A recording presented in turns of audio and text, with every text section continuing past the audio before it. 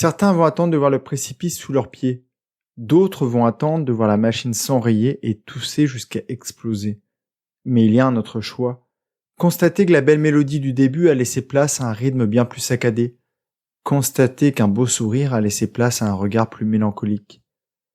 Tu peux attendre que les changements sonnent à ta porte, mais je peux t'assurer que c'est plus judicieux de les faire entrer et de discuter avec eux. Offre-moi 10 minutes aujourd'hui pour te présenter le parcours de vie d'Émilie, Nicolas et Sébastien. J'espère qu'ils te permettront d'accorder tes instruments pour que la suite de ton histoire reste mélodieuse et que tu continues d'avancer vers cette vie riche, épanouie et pleine de sens. Bienvenue sur Dépasse-toi. Je suis Sylvain et la promesse de mon podcast est simple, t'aider à te créer la vie que tu mérites. Quand je ne suis pas devant le micro, j'accompagne les personnes sensibles à se transformer. Et au fil des épisodes, je vais te partager les prises de conscience qu'elles ont eues et qui leur ont permis de s'épanouir. Tu vas comprendre entre autres comment mieux te connaître, avoir de belles relations, apaiser ton mental et trouver ta place, celle où tu te sentiras aimé et reconnu à ta juste valeur. Si tu veux profiter de tout ce que j'ai à t'offrir, abonne-toi à mon courrier privé sur sylvainviens.com. Installe-toi confortablement, je te souhaite une très belle écoute. Avant de te présenter ces parcours de vie, je voulais démarrer cette saison 4 avec le commentaire 5 étoiles très élogieux de Note Cyril sur Apple Podcast intitulé Une pépite. Voici ce qu'il m'écrit. Comment décrire ce que m'apporte ce podcast ? Une mine d'informations, un shoot de bonne humeur, une pépite rare pour se mettre en chemin vers sa vie riche et épanouie. Merci Sylvain pour tout. Merci Note Cyril pour tes mots et j'espère que cet épisode va t'aider à faire un pas de plus vers cette vie épanouie. Revenons à notre sujet, les changements. Dois-tu les inviter ou dois-tu les laisser s'introduire dans ta vie ? Je vais te partager plusieurs histoires qui devraient te permettre d'éviter de gros problèmes dans le futur.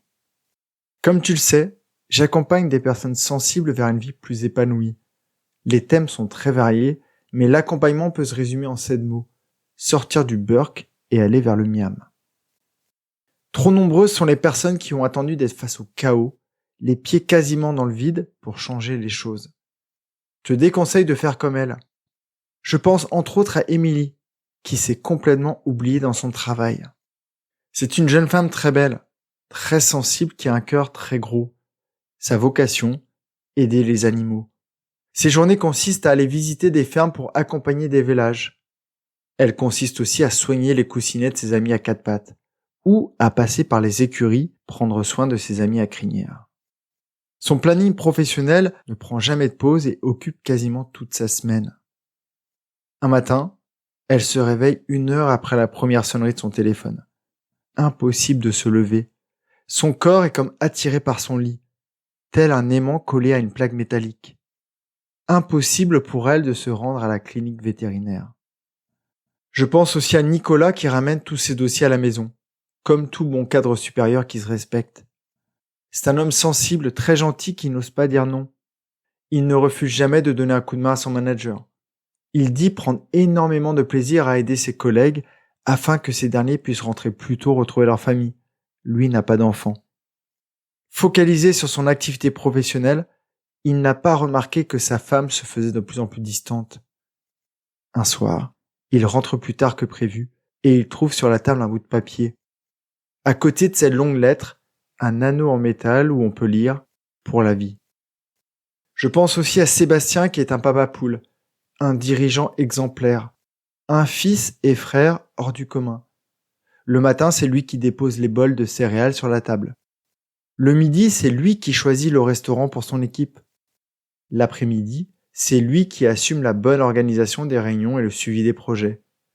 Arrivé le soir, c'est lui qui prête une oreille attentive à sa femme. Le week-end, c'est aussi lui qui se plie en 4 pour recevoir sa famille chez lui. Un matin, il se sent moins bien. Sa femme insiste pour qu'il passe par la case médecin.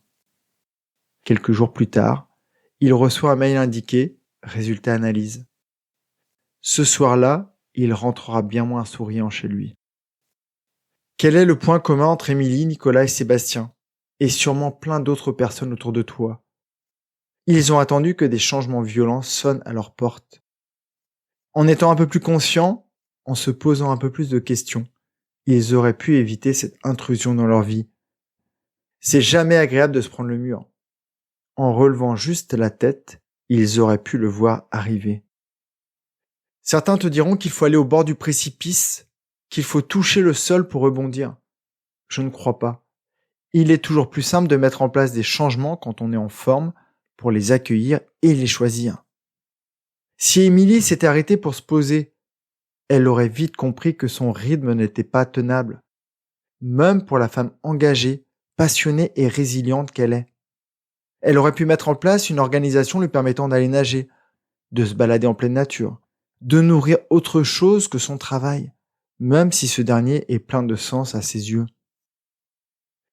Si Sébastien avait pris le temps de parler avec sa femme, il aurait remarqué qu'elle riait moins, qu'elle était de moins en moins disponible. Il aurait pu lui accorder du temps, lui proposer des concerts ou des dîners en tête-à-tête. Et aujourd'hui, elle serait peut-être encore là pour planifier la suite de leur histoire amoureuse.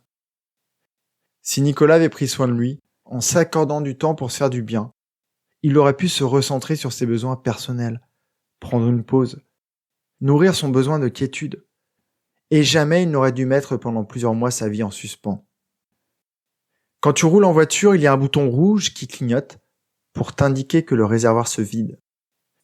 Quand tu es pilote d'un avion, il y a des voyants qui s'allument en cas de perte d'altitude. Quand tu gères des projets, il y a des KPIs qui t'indiquent si le chemin est le bon.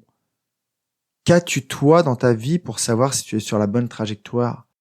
Pour savoir si ton niveau d'énergie est OK? Pourquoi Sébastien, Nicolas et Émilie n'ont-ils pas réussi à faire ça? Ils se sont juste fait happer par le quotidien. Ils sont montés dans le train d'une vie non consciente. Et toi, comment sont tes journées?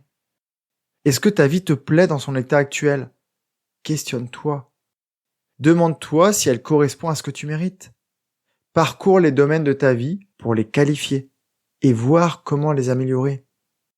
As-tu pris le temps de trouver ton partenaire de vie? Est-ce que ton couple respire le bonheur? Dans les dernières semaines, as-tu passé des moments de qualité? Est-ce que ton activité professionnelle t'apporte autant d'énergie qu'elle t'en demande? Est-ce que ton quotidien te permet de nourrir tes valeurs? Te sens-tu suffisamment libre? Es-tu suffisamment authentique avec les personnes qui t'entourent? As-tu l'impression d'être utile?